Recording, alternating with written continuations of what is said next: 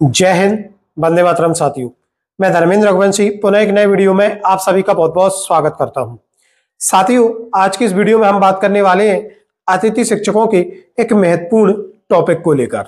जी हां साथियों, बीते कुछ दिनों से लेकर अतिथि शिक्षकों के एक टॉपिक पर प्रश्न लगातार पूछे जा रहे हैं।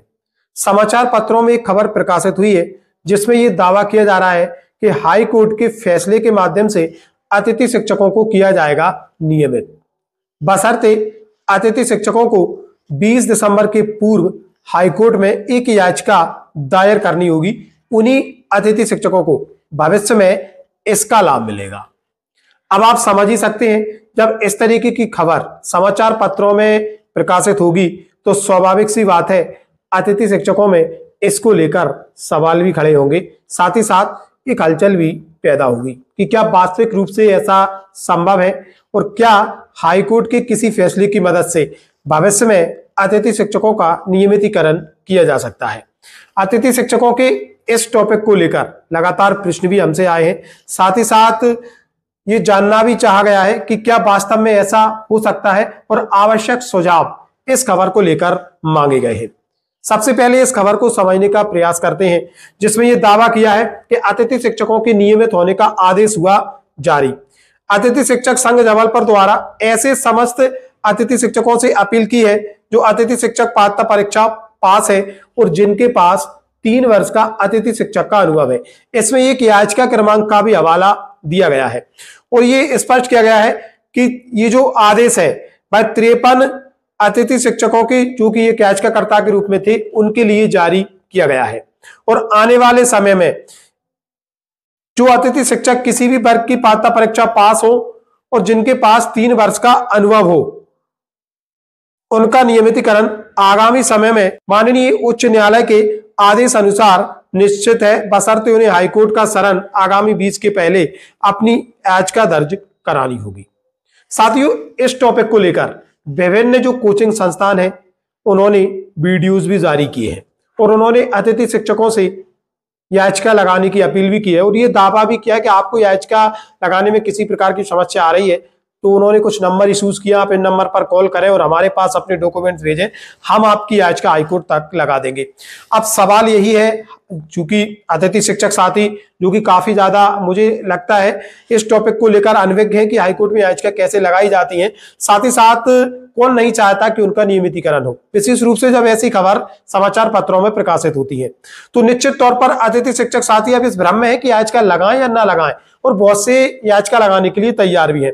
तो हम यहाँ पर स्पष्ट कर देना चाहते हैं साथियों, सबसे पहले अतिथि शिक्षक प्रक्रिया जब से मध्य प्रदेश में प्रारंभ हुई है, ऐसा नहीं है कि पूर्व में भी इसको लेकर ये हाईकोर्ट में याचिकाएं नहीं लगी है, चाहे अनुभव के आधार पर हो या पात्रता परीक्षा पास के आधार पर हो।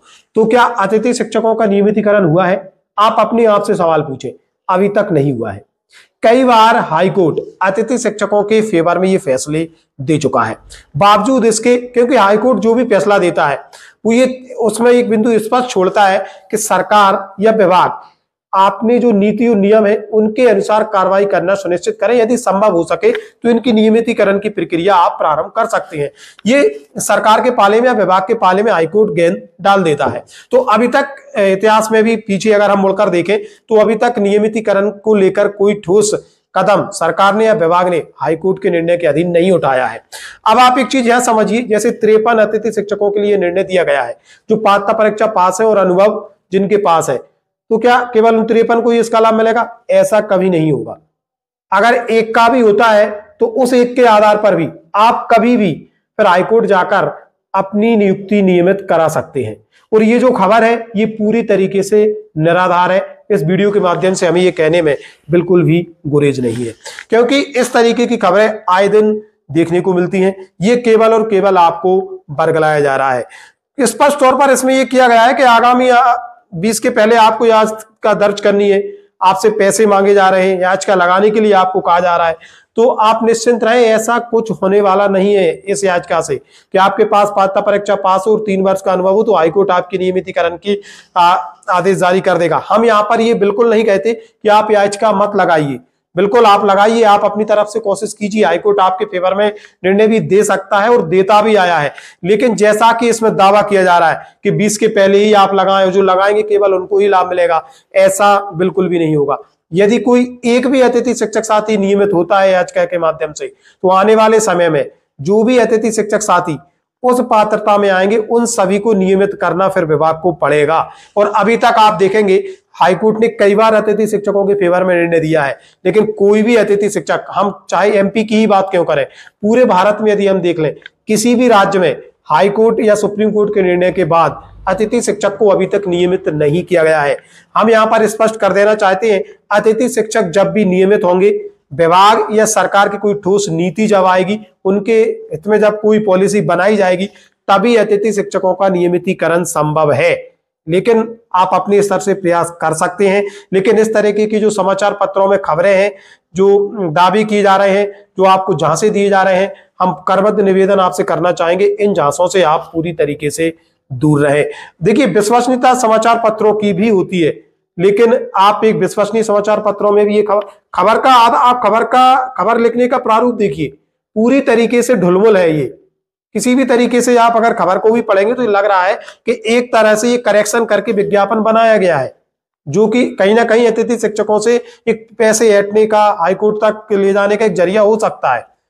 तो आप अपने स्व विवेक से भी निर्णय लें। हमारे जो विचार थे वो इस वीडियो के माध्यम से हमने हमारे समस्त अतिथि शिक्षक साथियों के समक्ष रखने का एक प्रयास मात्र किया है। हम पुनः यह स्पष्ट कर देना चाहते हैं कि जब भी नियमितीकरण होगा सभी अतिथि शिक्षक साथियों का होगा। ऐसा कभी नहीं होगा कि जो याचिका दायर करें केवल उनको ही इनका लाभ मिले, और मिल भी जाता है तो उस याचिका के आधार पर आप भविष्य में हाईकोर्ट जाकर अपने लिए भी वो लाभ ले पाएंगे। तो आप निश्चिंत रहें और अपने विवेक से निर्णय लें। अगर आपको लगता है कि आपके हित में हो सकता है तो जरूर आप याचिका दायर करें, लेकिन इसकी संभावनाएं बहुत कम रहती हैं। साथियों, ये था आज का महत्वपूर्ण अपडेट जो कि अतिथि शिक्षकों को लेकर था। मिलेंगे जल्दी नए अपडेट एवं नए टॉपिक के साथ। तब तक के लिए जय हिंद, जय भारत मित्रों।